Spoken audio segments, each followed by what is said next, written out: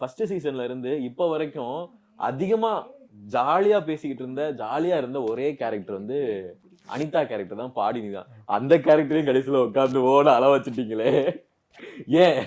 இல்லை ஒரே மாதிரி கதை இருந்தால் சுவாரஸ்யமாக இருக்காதுல்ல, அவங்களுக்குள்ள ஒரு ஷேடு வேணும்ல. ரியல் லைஃப்லேயும் எல்லாருமே அப்படி இருக்கிறது இல்லை. இப்போ சிரிப்போம், அதுக்கப்புறம் அழுவோம், எல்லாமே நடக்கும்ல. ஸோ அந்த மாதிரி தான் அது. ஒரு ரவி இல்லை, ஒரு ரிலேஷன்ஷிப்பில் அவங்க ஜம்ப் பண்ணுறாங்க. அந்த ஜம்ப் ஆனது வந்து அவங்களுக்கு ஒர்க் ஆகலன்னும் போது ஆட்டோமேட்டிக்காக அதோட ஃபேஸ் அப்படி தான் இருக்கும். ஒரு ஜூனியர் பையனை டேட் பண்ணும்போது என்னென்ன பிரச்சனைகள் வருமோ அதெல்லாம் வருது, அவ்வளோதான். நல்லா இருந்துச்சு. அது ஓகே. எனக்கு தெரிஞ்சு அவங்க வந்து டக்குன்னு வந்து இத்தனை நாள் வந்து பேசிட்டு டக்குன்னு பிரேக்கப் பண்ணதை அவங்க ஈஸியா சிரிச்சுட்டு எடுத்துக்கிட்டாங்களோ அப்படின்ற மாதிரி இருக்கு. இன்னும் அடுத்தடுத்த எபிசோட்ல மிஸ் பண்ணுவாங்க, அங்க போன இடத்துக்குலாம் வந்து மீட் பண்ணுவாங்க, இந்த மாதிரிலாம் இருக்கிறதுக்கு வாய்ப்புகள் இருக்கு அப்படின்னு நினைக்கிறேன்.